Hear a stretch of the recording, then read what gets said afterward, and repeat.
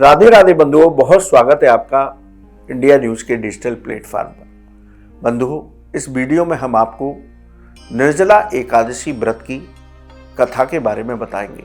बंधुओं, इस साल 6 जून को स्मार्त संप्रदाय के लोग ज्येष्ठ मास के शुक्ल पक्ष के निर्जला एकादशी का व्रत रखें तो उनके लिए शुभ होगा। वहीं वैष्णव संप्रदाय के लोग 7 जून को निर्जला एकादशी के व्रत करें तो उनके लिए बेहद शुभ होगा। बंधुओं, सनातन धर्म में एकादशी की विशेष महिमा है। प्रत्येक महीने में 2 एकादशी व्रत होते हैं, एक कृष्ण पक्ष में और एक शुक्ल पक्ष में। इन एकादशियों के नाम अलग अलग होते हैं, इनसे मिलने वाले फल भी अलग होते हैं और इनकी कथाएं भी अलग होती हैं। शास्त्र कहते हैं कि यदि आपने एकादशी का व्रत रखा है और उस एकादशी की कथा पढ़ी नहीं है या किसी से सुनी नहीं है तो आपको व्रत का पूर्ण फल प्राप्त नहीं होता। बंधुओं, निर्जला एकादशी ये 24 एकादशी का फल प्रदान करने वाली है। यानी कि आप 24 एकादशी का व्रत नहीं रख सकते तो आप निर्जल रहकर के शास्त्र विधि से यदि निर्जला एकादशी का व्रत करते हैं तो आपको साल की सभी एकादशी का फल प्राप्त हो जाता है। यदि हम कथा की बात करें तो कथा के मुताबिक एक बार पांडवों में भीम, उन्होंने महर्षि वेदव्यास जी से प्रश्न किया कि मेरे सभी भाई बहन माता सभी एकादशी का व्रत करते हैं लेकिन मैं कोई भी व्रत नहीं कर पाता क्योंकि मेरे पेट के अंदर वक नाम की अग्नि है जो मुझे हमेशा खाने के लिए प्रेरित करती है। तो आप मुझे कोई ऐसा व्रत बताएं जिस व्रत को करके मैं एकादशी व्रत का फल प्राप्त करूं और अपने जीवन में और अपने आने वाले जीवन में सुख शांति समृद्धि प्राप्त करूं, भगवान के श्री चरणों में मुझे स्थान प्राप्त हो। कृष्ण द्वैपायन भगवान वेदव्यास जी ने भीम से कहा कि ज्येष्ठ मास की शुक्ल पक्ष की एकादशी है निर्जला एकादशी। इस एकादशी को आप बिना जल ग्रहण किए अपने मन को, अपनी इंद्रियों को बस में करके इस एकादशी का व्रत करो। यदि आप निर्जला एकादशी का व्रत कर लेते हैं तो आपको 24 एकादशी यानी पूरे साल की एकादशी का व्रत का फल प्राप्त होगा।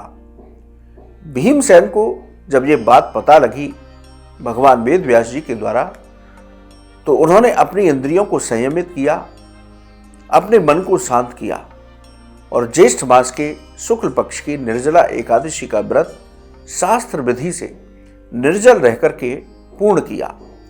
इस दौरान उन्होंने बहुत भगवत आराधना की, अपनी सामर्थ्य के अनुसार लोगों को दान दिया।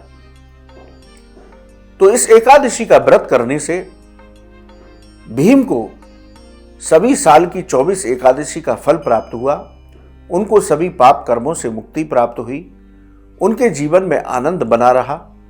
अंत समय पर उनको स्वर्ग की प्राप्ति हुई और उसके बाद उनको भगवान के वैकुंठ लोक में स्थान प्राप्त हुआ। तो बंधुओं, इस एकादशी की कथा भीमसेन से जुड़ी है, इसलिए इस एकादशी को भीमसेनी एकादशी भी कहते हैं। भगवान कृष्ण ने धर्मराज युधिष्ठिर को भी यही कथा सुनाते हुए कहा कि धर्मराज, निर्जला एकादशी सभी 24 एकादशी में विशेष और बड़ी एकादशी है।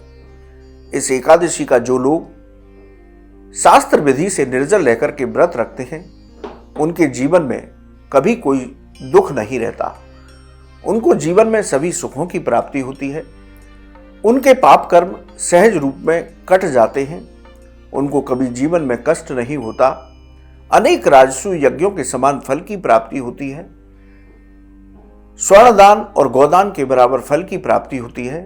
व्यक्ति भगवत कृपा से जीवन में आनंद लेता हुआ स्वर्ग लोक में स्थान प्राप्त करता है और इस व्रत के प्रभाव से उसको मोक्ष की भी प्राप्ति हो जाती है। तो इस व्रत को करने से व्यक्ति को जीवन में भगवान लक्ष्मी नारायण की विशेष कृपा प्राप्त होती है। तो बंधुओं, इस भीमसेन एकादशी का व्रत सभी लोगों को करना चाहिए, जिससे कि उनको भगवान के श्री चरणों में स्थान प्राप्त हो। बंधुओं, इस कथा को हमें निर्जला एकादशी के दिन किसी से सुनना या स्वयं पढ़ना चाहिए, तभी आपको निर्जला एकादशी का पूर्ण फल प्राप्त होगा। अपनी सामर्थ्य के अनुसार दान करें, भगवान का पूजन करें, तो आपको उत्तम फलों की प्राप्ति होगी। बंधुओं, ये निर्जला एकादशी की कथा थी। आपको ये वीडियो कैसा लगा आप हमारे कमेंट बॉक्स में लिखिए, या ज्योतिष और धर्म से संबंधित कोई भी सवाल हो तो आप हमारे कमेंट बॉक्स में लिखें, हम उसका जवाब अवश्य देंगे। आप हमारे चैनल पर जुड़े, आपका बहुत बहुत धन्यवाद। राधे राधे।